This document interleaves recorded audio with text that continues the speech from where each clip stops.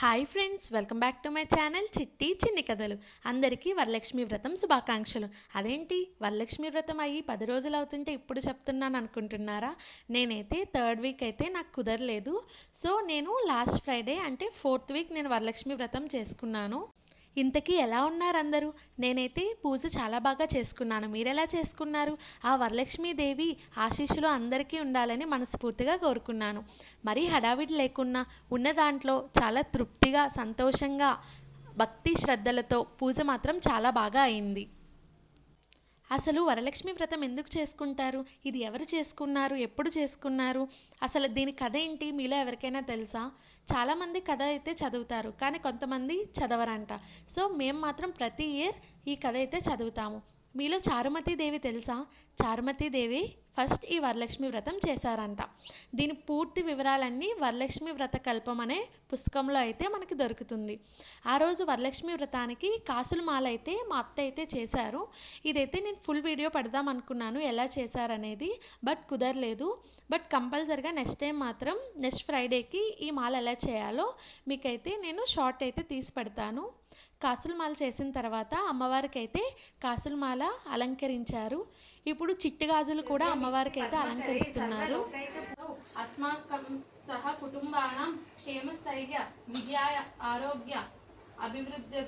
నాకు పూజ కొత్త కాబట్టి ఇక్కడ పెద్దవాళ్ళ గైడెన్స్తో అయితే నేనైతే పూజనైతే ప్రారంభించాను. వాళ్ళు చెప్పిన విధంలో నేనైతే పూజ అంతా కంప్లీట్ చేసుకున్నాను. మీకు చెప్పాను కదా చారుమతి దేవి కథ అని. ఒకసారి మీరు ఆ పుస్తకాన్ని కొని చదవండి, చాలా ఇంట్రెస్టింగ్గా ఉంటుంది. కమలాలయ శుద్ధిద్ద భవమే. ఇప్పుడు చదువుకున్నప్పుడు పక్కన పెడుతుంది 2 అక్షంతల తర్వాత 3 పెట్టు. ఓం ప్రకృతయ నమః, ఓం వికృతయ నమః, ఓం విద్యాయ నమః, ఓం సర్వభూతహితి ప్రదాయ నమః, ఓం శ్రద్ధాయ. శుక్రవారం నాడు మునిమునకుల పంచకల్పదీక్ష బాగుగాలన్నీ నిలిపి భక్తితో పూజించి ఆయనని చెప్పును. శ్రీమంగళము నీకు నిత్యమంగళము, శుభమంగళము నీకు నిత్యమంగళం. చారుమతి లేచి మండి గలగన నెచ్చి ఎండిన కుడుములు మొండిన కుడుము. కథ అయితే కొంచెం కష్టపడే పూర్తి చేశాను అని చెప్పాలి, ఎందుకంటే సాంస్క్రిట్ పదాలు అవి ఉంటాయి కదా. సో కొంచెం తడబడ్డాను, స్పష్టంగా పలకలేకపోయాను. సో ఇంకా పూజ అయిపోయిన తర్వాత ఇక్కడ ముత్తైదువులకి గంధం రాసి బొట్టు పెట్టి వాయనం అయితే ఇచ్చేసాను.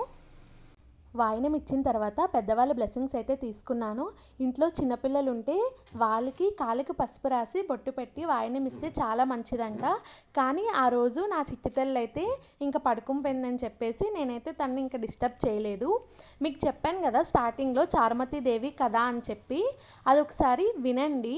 పార్వతీదేవి పరమేశ్వరిని అడిగిందంట, ఏ వ్రతం చేస్తే ఆడవాళ్ళు సౌభాగ్యంతో ఉంటారు అని అప్పుడు పరమేశ్వరుడు పార్వతీదేవికి చారుమతీదేవి చేసిన వ్రతాన్ని అయితే చెప్పారు.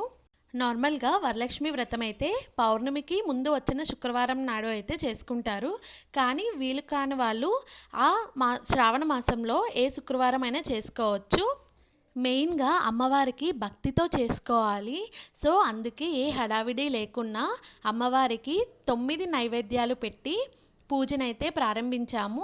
ఇక్కడ నేను నైవేద్యాలు చేసినప్పుడు వీడియో అయితే తీసి పెడదాం అనుకున్నాను, బట్ కుదరలేదు. కానీ నెక్స్ట్ టైం తప్పకుండా పెడతాను.